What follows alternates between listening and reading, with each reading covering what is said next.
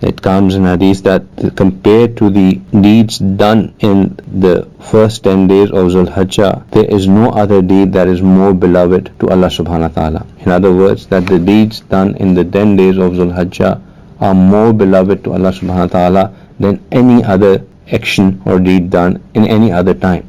And Sahaba Ikram ta'ala ajma'in, they said that, Ya Rasulullah, even in the action of going in the path of Allah subhanahu wa ta'ala, as in even in going for jihad, even that is not more beloved to Allah subhanahu wa ta'ala than the actions done in the days of Dhul Hijjah.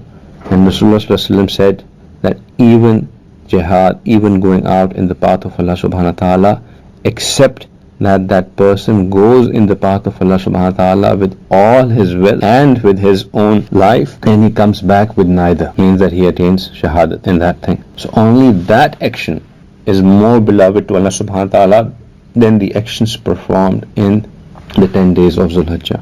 So that's how important, that's how significant, that's how great these 10 days are. The actions done in these days are beloved to Allah subhanahu wa ta'ala that much.